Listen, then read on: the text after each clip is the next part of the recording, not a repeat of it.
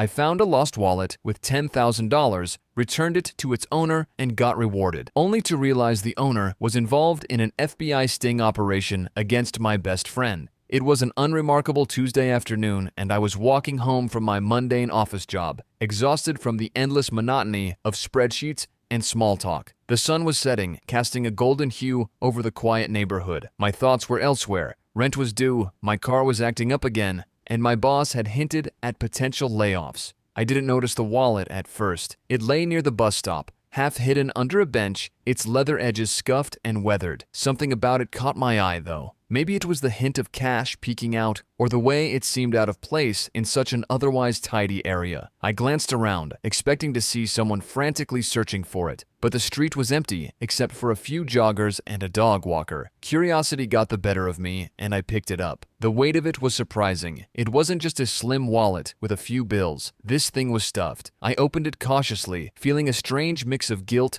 and intrigue, and my jaw dropped. Inside, neatly folded in bundles, was a stack of cash, hundreds of $100 bills. My heart raced as I mentally calculated the amount. It had to be around $10,000, maybe more. Who on earth carries that kind of money around? But that wasn't all. There were also credit cards, a driver's license, and a few business cards. The ID belonged to a man named Richard Coleman, a name that sounded vaguely familiar, but didn't immediately ring any bells. He looked to be in his late 40s, with sharp features and a professional appearance. The business cards confirmed his profession. He was an executive at some big corporate firm downtown. My initial thought was simple.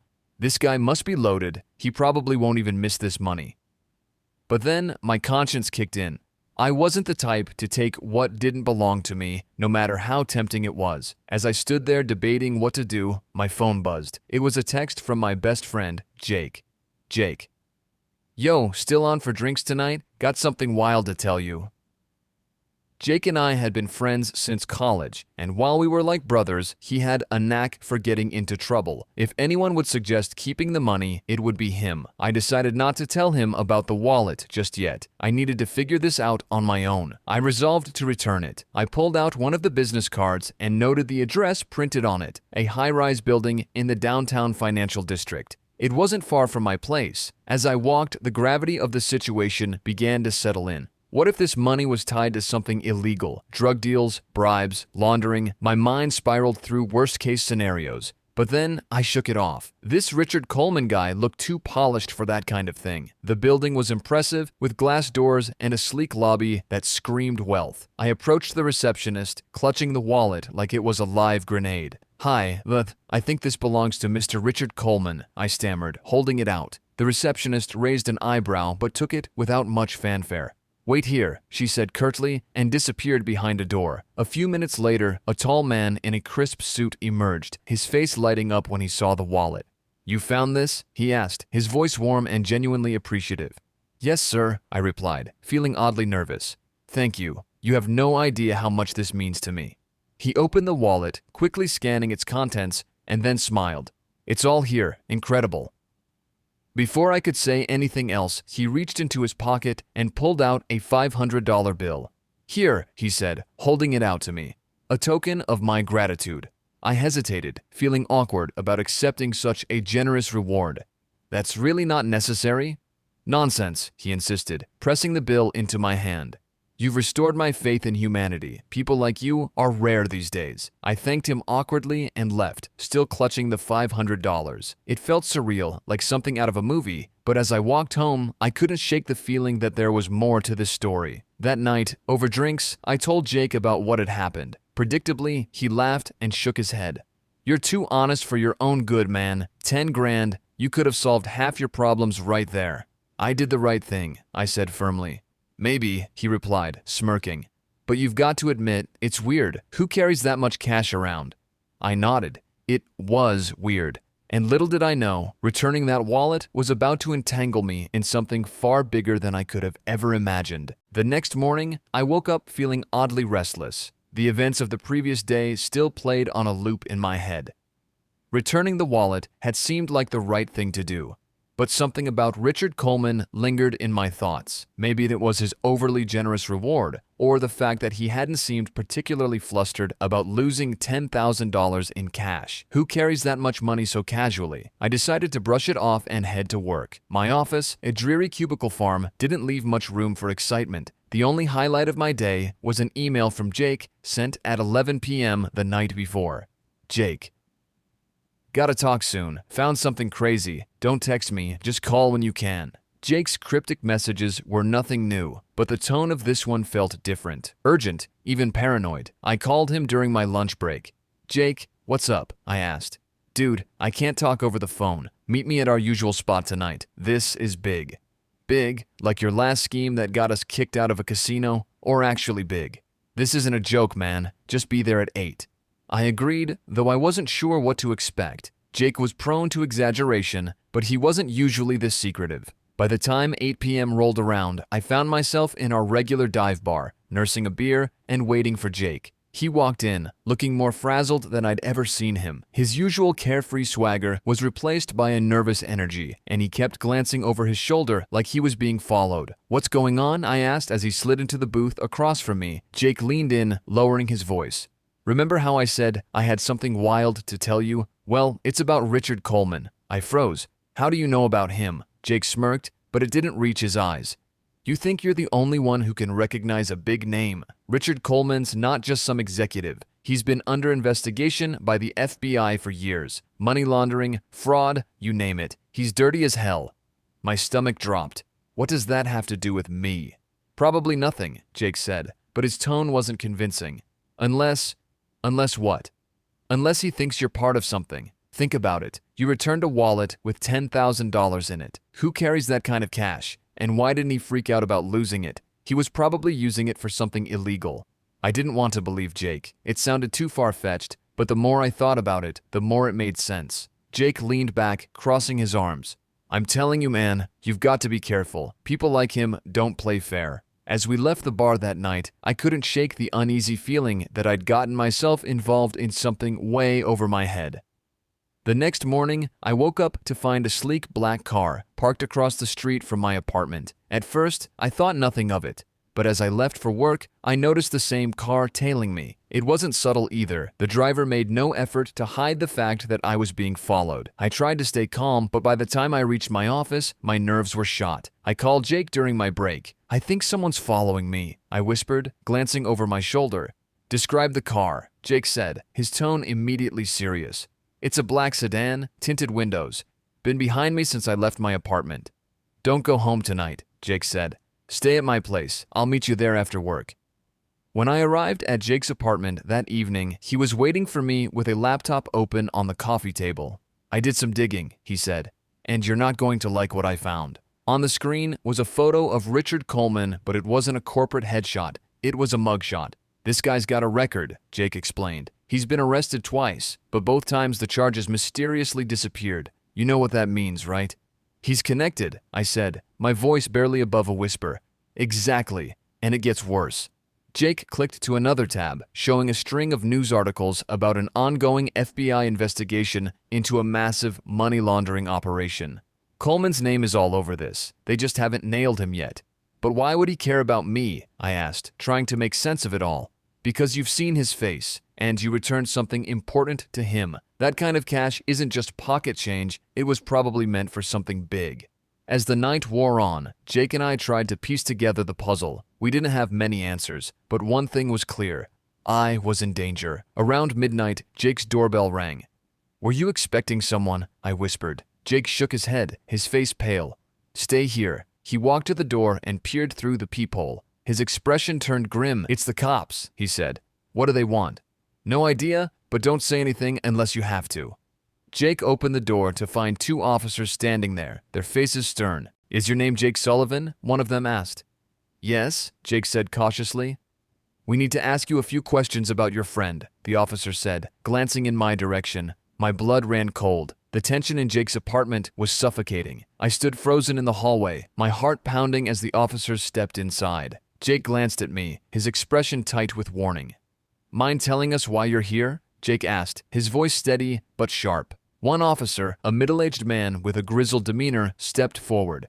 We're conducting an investigation involving Richard Coleman. We have reason to believe you've had recent contact with him. His gaze landed squarely on me. My throat went dry. I returned his wallet. That's all. I didn't do anything wrong. The officer raised an eyebrow. Did he say anything to you? Anything unusual about the wallet or its contents? No, I stammered. It was just cash, cards, and some IDs. The second officer, a woman with a piercing stare, chimed in. That wallet wasn't just any wallet. It contained marked bills connected to a money laundering investigation. By returning it, you may have unintentionally linked yourself to Coleman's operations. My stomach dropped. I didn't know. I swear I was just trying to do the right thing. The male officer sighed. We're not accusing you of anything yet. But you need to be careful. Coleman's a dangerous man, and you might have put yourself on his radar. Jake stepped in. So what are you saying? He's being followed, harassed, and now he's under suspicion. What's your plan to protect him? The officers exchanged glances before the woman replied, We're advising you to keep a low profile. If Coleman contacts you again, let us know immediately. She handed me a business card with a direct number. With that, they left, but the weight of their warning lingered. After the door closed, Jake turned to me, his face a mix of anger and concern. This is bad, man. Real bad. The FBI doesn't just show up for nothing. Whatever Coleman is into, it's big, and now you're tangled up in it. I didn't ask for this, I said, my voice shaking. I was just trying to be decent. How did it get to this point? Jake sat down, rubbing his temples. Coleman probably knows the bills were marked. The fact that you gave them back means he might think you're working with someone, either us or the feds. He doesn't trust coincidences. I paced the room, panic bubbling to the surface. What do? I can't just hide forever. You don't have to, Jake said, his voice hardening. We fight back. I've been digging into Coleman's connections. There's a guy, Brian Langston, used to work for him, but got burned when Coleman threw him under the bus during a merger scandal. If anyone has dirt on Coleman, it's him. I hesitated. And how are we supposed to talk to him? People like Langston don't just hand over information. Jake grinned, the old spark of mischief returning to his eyes. That's where I come in. I've got a contact who can arrange a meeting. We'll get Langston to talk, and maybe we can use what he knows to get the feds off your back. The next day, Jake and I drove out to meet Langston at a rundown diner on the outskirts of town. It was the kind of place where no one asked questions, which only added to my anxiety. Langston arrived 20 minutes late, wearing a cheap suit that barely fit. He looked tired, like a man who'd seen too much and regretted all of it. Let's make this quick, he said, sliding into the booth across from us. Why are you looking into Coleman? Jake took the lead. He's dragging my friend into his mess, and we need to know what he's up to. You used to work with him. You must have something we can use. Langston scoffed. You think I'm going to stick my neck out for two nobodies? Coleman ruined my career. He's got people everywhere. You don't go up against a guy like that unless you're prepared to lose everything. I leaned forward, desperation in my voice. Please, I didn't ask for any of this. I just need to know what I'm dealing with. Langston studied me for a long moment before sighing. All right, fine. But if this gets back to me, I'm dead. He glanced around the diner, lowering his voice. Coleman's operation is massive, bigger than you think. He's laundering money for some dangerous people, and the wallet you returned, that wasn't just cash, it was bait. Marked bills to test loyalty, traceable back to him if things go south. My heart sank. So by returning it, you passed his test, Langston said grimly. Now he thinks he can use you, either as a patsy or something worse. Jake frowned. Why would he risk that? He doesn't even know him. Langston smirked. Coleman doesn't trust anyone, but he loves having leverage. If he thinks your friend can be useful, or if he can frame him, it's a win either way. Then what do we do? I asked. Langston hesitated before sliding a crumpled piece of paper across the table. This is an address to one of his warehouses. If you want answers, that's where you'll find them. But be warned, it's not the kind of place you walk into and leave unscathed. Before I could press for more, Langston stood up. That's all I've got. Don't contact me again. That night, as Jake and I sat in his apartment staring at the address, the reality of the situation hit me. This is insane, I said. What if Langston's lying? What if this is a setup? Jake shrugged.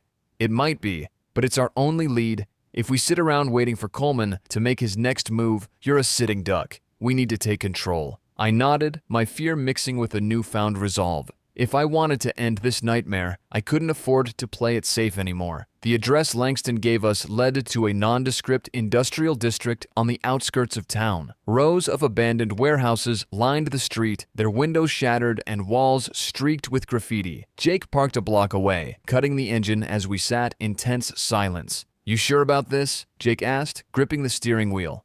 "No," I admitted, my palms sweating. "But what choice do we have? If Coleman's using me for something, I need to know what it is before it's too late." Jake nodded, handing me a small flashlight and tucking a pocket knife into his jacket. "Let's be smart about this. In and out, no heroics." The warehouse itself was unmarked, its rusted steel door slightly ajar. The air smelled of oil and mildew as we stepped inside, our footsteps echoing across the cavernous space. Stacks of crates and pallets filled the room, but everything looked too neat, too deliberately arranged. "This doesn't feel right," Jake muttered, his eyes darting around. He was right. The place was eerily quiet, like it had been set up for appearances rather than actual use. As we moved deeper into the warehouse, a faint sound caught my attention, a low hum, like machinery running in the distance. We followed the noise to a room in the back, where a set of monitors flickered to life. "What the hell is this?" Jake whispered. The screens displayed live security footage of various locations, an office, a luxury car dealership, and even a high-end nightclub. But what caught my attention was the feed showing a small apartment complex. My apartment complex. "They've been watching you," Jake said, his voice grim. Before I could process what I was seeing, a deep voice spoke from behind us. "Quite the curious duo, aren't you?" We spun around to find a tall man in a tailored suit standing in the doorway, flanked by two burly guards. It was Richard Coleman. "You've got guts, I'll give you that," Coleman said, his calm demeanor only adding to the tension. "But you've made a grave mistake coming here." My throat went dry. "I just want to know what's going on. Why are you watching me?" Coleman smirked, stepping closer. "You think you stumbled upon something by accident? That wallet was no coincidence. I planted it." My stomach churned. "What? Why?"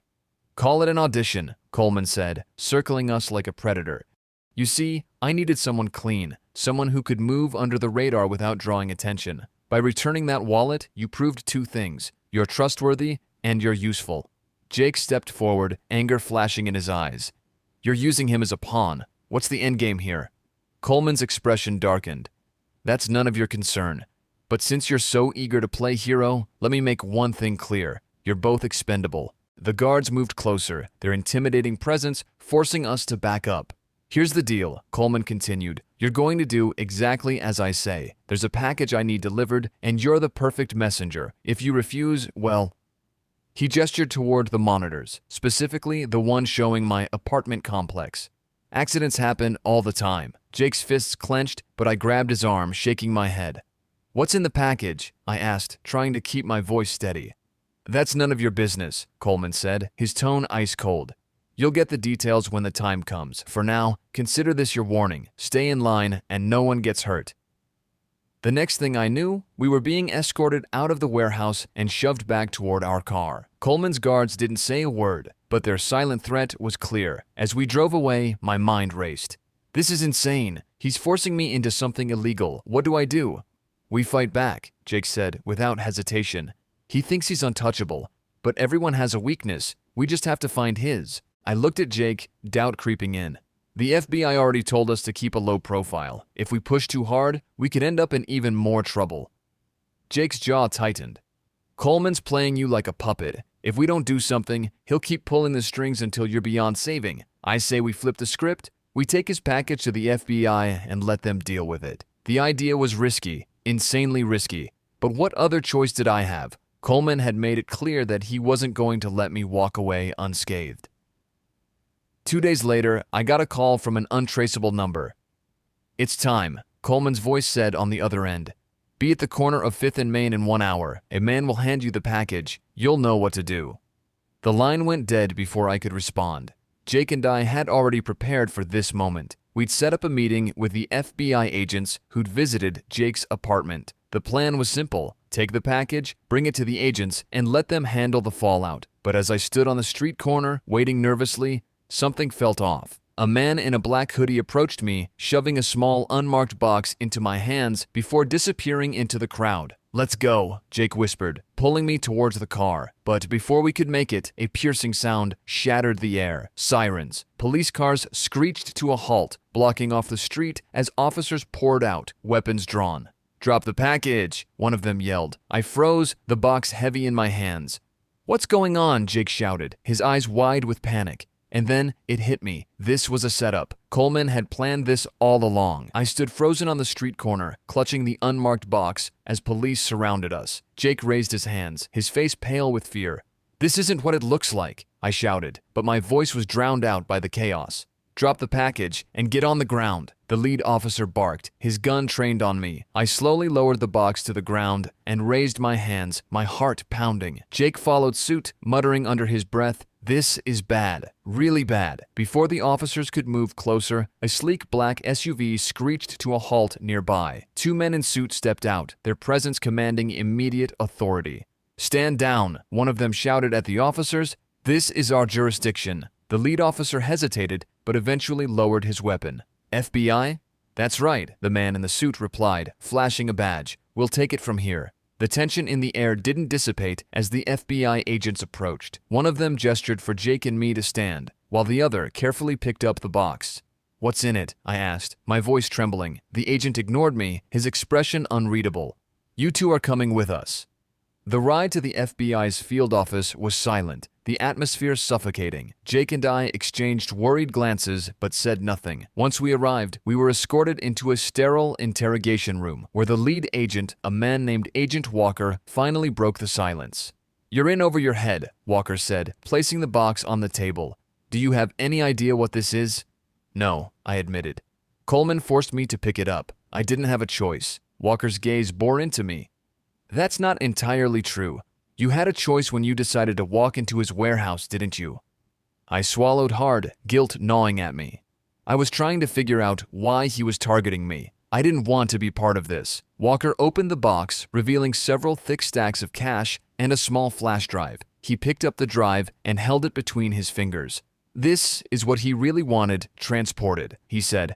"It contains encrypted data, likely records of his operations. By giving you this, Coleman ensured that if anything went wrong, the blame would fall on you." Jake leaned forward, his frustration bubbling over. "So, what happens now? Are you arresting us?" Walker smirked. "That depends. You've just become assets in a very dangerous game. If you cooperate, we might be able to protect you." I frowned. "And if we don't?" Walker's expression darkened. "Then Coleman will take care of you himself. He doesn't leave loose ends." Over the next few hours, Jake and I were debriefed. The FBI had been building a case against Coleman for years, but lacked the evidence to bring him down. The flash drive was their first real break, but they needed more. "That's where you come in," Walker said, his tone firm. "Coleman trusts you, or at least he thinks he can use you. We want you to maintain that trust and gather more intel." "You're kidding," Jake said, his voice rising. "You want him to go back into the lion's den? He barely got out alive the first time." Walker didn't flinch. "This is the best chance we have to stop Coleman. If we don't act now, more lives could be at risk." I shook my head, panic threatening to overwhelm me. "I'm not a spy. I can't do this." "You can," Walker said, his voice softening.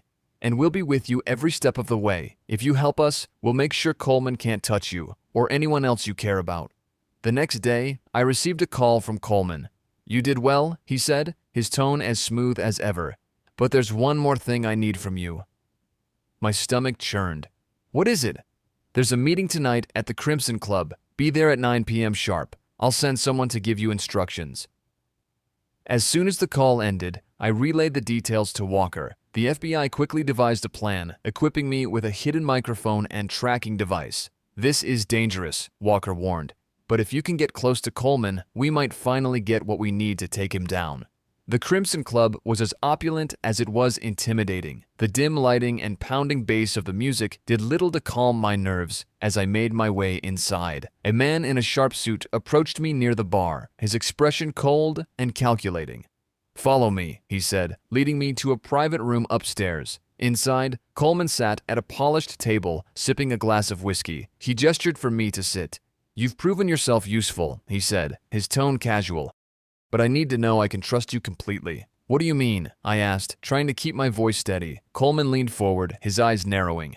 There's a traitor in my organization, someone feeding information to the authorities. I want you to find out who it is." My blood ran cold. How am I supposed to do that? "By being my eyes and ears," Coleman said. "I'll give you a list of names. Start with them. And remember, if you betray me, you'll regret it." He slid a folded piece of paper across the table. I hesitated before picking it up, my mind racing. As I left the club, I felt the weight of the situation crushing me. I was now caught between two sides, both equally dangerous, and one wrong move could end everything. As I drove back from the Crimson Club, Coleman's list of names burned a hole in my pocket. Each name felt like a ticking time bomb. If I handed this over to the FBI, Coleman might figure out I betrayed him. But if I stayed loyal to Coleman, I'd be helping a criminal empire destroy innocent lives. When I reached Jake's apartment, he was waiting anxiously. Agent Walker and his team had set up their temporary base there to monitor my every move. The room was tense as I unfolded the paper and placed it on the table. 5 names, 5 people Coleman suspected, were leaking information. Walker's eyes narrowed as he scanned the list. "2 of these people are already in our custody," he said. "The others, well, one is a wild card." I frowned. "What do you mean?" Walker hesitated.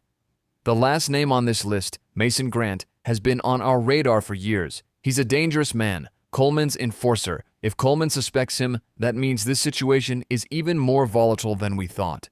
Jake crossed his arms. "What's the plan then? We can't just sit around and wait for Coleman to figure things out." Walker looked at me, his expression grim.